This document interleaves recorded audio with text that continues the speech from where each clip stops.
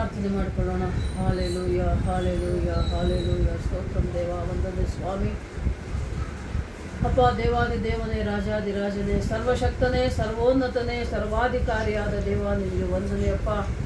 ಅದ್ಭುತ ಸ್ವರೂಪನು, ಆಶ್ಚರ್ಯಕರನು, ನಂಬಿಗಸ್ತನಾದ ದೇವರು ನೀನಯ್ಯ. ನಂಬಿದವರ ಕೈ ಬಿಡಲಾರದ ದೇವರು ನೀನಾಗಿದ್ದೀಯಪ್ಪ. ನಿನಗೆ ಸ್ತೋತ್ರ ಅಪ್ಪ. ತಂದೆ, ಪರಲೋಕ ರಾಜ್ಯದಲ್ಲಿ ಸಿಂಹಾಸನಾಸೀನನಾಗಿದ್ದು ಅಪ್ಪ ತಂದೆ ದೇವ, ಭೂಲೋಕದಲ್ಲಿರುವ ನಮ್ಮೆಲ್ಲರನ್ನು ನೀನು ನೋಡ್ತಾ ಇದ್ದೀಯಪ್ಪ. ಪ್ರತಿದಿನ ಪ್ರತಿ ಕ್ಷಣ ನಿನಗೆ ಸ್ತೋತ್ರ. ಪ್ರತಿಯೊಬ್ಬರ ಮಾತುಗಳು, ಮೊರೆಗಳು, ವಿಜ್ಞಾಪನೆಗಳು ಕೇಳುವ ದೇವರು ನೀನಾಗಿದ್ದೀಯಪ್ಪ. ನಿನಗೆ ಸ್ತೋತ್ರ ಸ್ವಾಮಿ. ನಂಬಿಕೆಯಿಂದ ಪ್ರಾರ್ಥಿಸಿ ಬೇಡಿಕೊಂಡರೆ ಬೇಡಿದ್ದನ್ನು ಕೊಡುವ ದೇವರು, ಕೇಳಿದ್ದನ್ನು ಮಾಡುವ ದೇವರು ನೀನಪ್ಪ. ನಿನಗೆ ಸ್ತೋತ್ರ. ಮತ್ತು ಈ ಒಂದು ಕುಟುಂಬದಲ್ಲಿ ನೀನು ಮಾಡಿದ ಅದ್ಭುತ ಕಾರ್ಯಗಳನ್ನು ಅಪ್ಪ ನಾವು ನೆನಪು ಮಾಡಿಕೊಳ್ತಾ ಇದ್ದೇವೆ ಸ್ವಾಮಿ. ಅಮ್ಮನವರು ಹೇಳಿದ ಸಾಕ್ಷಿ ಪ್ರಕಾರ ಅಪ್ಪ, ಮಗನು ಎಷ್ಟೋ ಅನಾರೋಗ್ಯದಲ್ಲಿ ಬಲಹೀನತೆ ಇದ್ದಾಗಲೂ ಕೂಡ ಅಪ್ಪ, ಬಿದ್ದಾಗಲೂ ಕೂಡ ನೀನು ಕೈ ಹಿಡಿದು ಎಬ್ಬಿಸಿದ್ದೀಯಪ್ಪ. ಏಸಪ್ಪ, ನಿನಗೆ ಸ್ತೋತ್ರ, ಸ್ತೋತ್ರ, ಸ್ತೋತ್ರ. ಅಮ್ಮನವರು, ಸುಂದರಯ್ಯನವರು ಮಾಡುವಂಥ ಪ್ರಾರ್ಥನೆ ಕೇಳಿ ಅಪ್ಪ, ಈ ಕುಟುಂಬದಲ್ಲಿ ನೀನು ಎಷ್ಟೋ ಆಗಿದ್ದೀಯಪ್ಪ. ಸುಂದರವಾದ ಮನೆಯನ್ನು ಕೊಟ್ಟಿದ್ದಿ, ಮಕ್ಕಳು ಮೊಮ್ಮಕ್ಕಳನ್ನು ಕೊಟ್ಟಿದ್ದೀಯಪ್ಪ. ನಿನಗೆ ಸ್ತೋತ್ರ. ಅಮ್ಮನವರಿಗೆ ಆಗ್ತಾ ಇದ್ದಾರಪ್ಪ, ಒಳ್ಳೆ ಆಯುಷ್, ಆರೋಗ್ಯ, ಬಲ, ಶಕ್ತಿಯನ್ನು ಕೊಟ್ಟು ನಡೆಸಿರಿ ಸ್ವಾಮಿ. ಅಮ್ಮನವರ ಮನಸ್ಸಿಗೆ ಶಾಂತಿ, ಸಮಾಧಾನ, ನೆಮ್ಮದಿ ಕೊಟ್ಟು ನಡೆಸಪ್ಪ. ನಿನಗೆ ಸ್ತೋತ್ರ.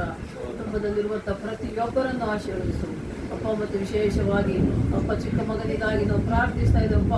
ಮಗನಿಗೆ ಇಲ್ಲಿವರೆಗೆ ನೀನು ಕಾಯ್ದು ಕಾಪಾಡಿ ಅಪ್ಪ ತಂದೆ ಸಜೀವರ ಲೆಕ್ಕದಲ್ಲಿಟ್ಟಿದ್ದೀಯಪ್ಪ. ನಿನಗೆ ಸ್ತೋತ್ರ ಸ್ವಾಮಿ.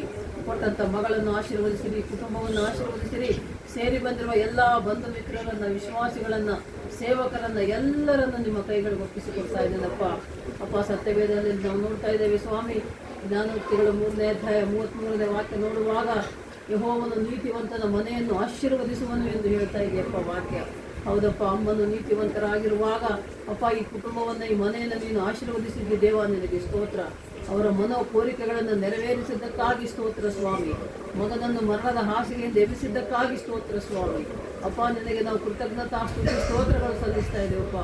ಈ ದಿನ ಈ ಒಂದು ಪ್ರಾರ್ಥನಾ ಕೂಟದಲ್ಲಿ ಸೇರಿ ಬಂದಿರುವ ನಮ್ಮೆಲ್ಲರನ್ನು ದೇವ ನೀನು ಸಜೀವರ ಲೆಕ್ಕದಲ್ಲಿಟ್ಟು ಕಾಯ್ದು ಕಾಪಾಡಿ ಈ ಮನೆಗೆ, ಈ ಒಂದು ಕುಟುಂಬ ಪ್ರಾರ್ಥನೆಯಲ್ಲಿ ಅಪ್ಪ ನಮ್ಮೆಲ್ಲರನ್ನು ಒಂದಾಗಿ ಸೇರಿಸಿದ್ದೀಯಪ್ಪ. ನಿನಗೆ ಸ್ತೋತ್ರ.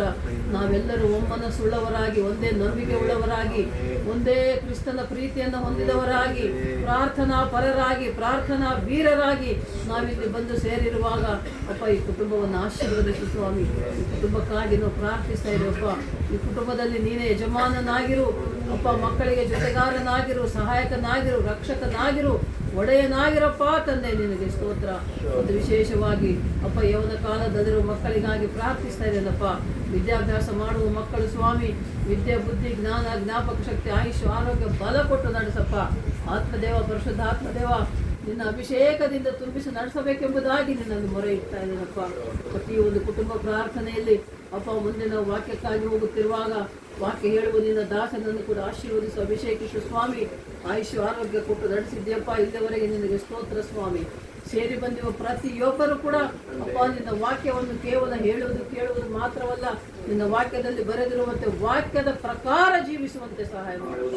ಪರಿಶುದ್ಧರಾಗಿ ತನ್ನ ಮನದಿಂದ ಪರಿಶುದ್ಧರಾಗಿರುವಂತೆ ಸಹಾಯ ಮಾಡು. ಅವರ ಹೃದಯದಿಂದಲೂ, ಮನಸ್ಸಿನಿಂದಲೂ, ಮಾತಿನಿಂದಲೂ, ನಡೆನುಡಿಯಿಂದಲೂ ಪ್ರತಿಯೊಬ್ಬರು ಪರಿಶುದ್ಧರಾಗಿರುವಂತೆ ಸಹಾಯ ಮಾಡಪ್ಪ. ಯಾಕೆಂದರೆ ದೇವ, ಸತ್ಯವೇದದಲ್ಲಿ ನೋಡ್ತಾ ಇದ್ದೇವೆ, ಪರಿಶುದ್ಧರು ಮಾತ್ರ ಪರಲೋಕ ರಾಜ್ಯಕ್ಕೆ ಬಾಧ್ಯರಾಗುವರು ಎಂದು ನಿನ್ನ ವಾಕ್ಯ ಹೇಳ್ತಾ ಇದೆಯಪ್ಪ. ಇಲ್ಲಿರುವ ಪ್ರತಿಯೊಬ್ಬರು ನಾವೆಲ್ಲರೂ ಕೂಡ ತಂದೆ ನಿನ್ನ 2ನೇ ಬರುಣದಲ್ಲಿ ಎತ್ತಲ್ಪಡುವವರಾಗಿ ಪರಲೋಕ ರಾಜ್ಯವನ್ನು ಸೇರುವಂತೆ ಸಹಾಯ ಮಾಡಪ್ಪ. ಸಂತೋಷ ಸಮಾಧಾನದಿಂದ ಜೀವಿಸುವಂತೆ ಸಹಾಯ ಮಾಡು.